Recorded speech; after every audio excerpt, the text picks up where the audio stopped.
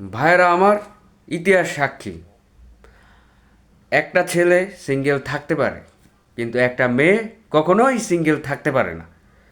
আপনি যদি খোঁজেন, প্রতি 3টা ছেলে দেখবেন একটা ছেলে সিঙ্গেল, মাঝে মধ্যে দুটোও পেতে পারেন। কিন্তু আপনি যদি খুঁজতে যান, তাহলে দেখবেন প্রতি 3টা মেয়ের 3টাই ডাবল, মানে মিঙ্গেল। এদের সিঙ্গেল পাওয়া খুবই খুবই খুবই কঠিন, রেয়ার যাকে বলে। একটা সিঙ্গেল মেয়ে খুঁজে বের করা মানে হলো কি একটা আকাশের, মানে আমাবস্যার চাঁদ হাতে পাওয়ার মতো অবস্থা।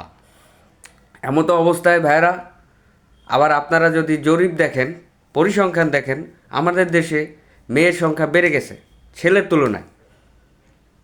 তো এরকম অবস্থায় যারা সিঙ্গেল ছেলে, তাদেরকে খুঁজে খুঁজে মেয়েদের উচিত প্রপোজ করা বা বিয়ে করা, যাই হোক।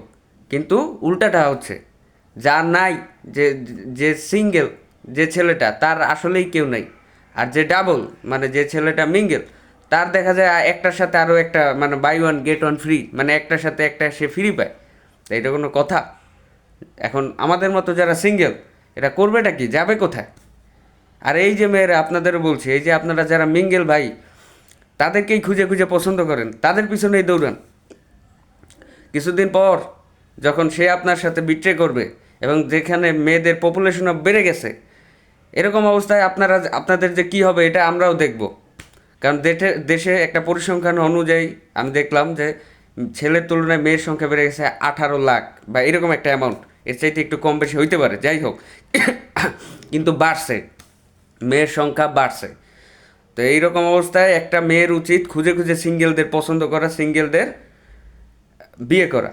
কিন্তু সেটা না করে আপনারা যে মিঙ্গেলদের কাছেই যাচ্ছেন, মিঙ্গেলদেরই পছন্দ করছেন, এর ফল আপনাদের ভোগ করতে হবে। Mind it.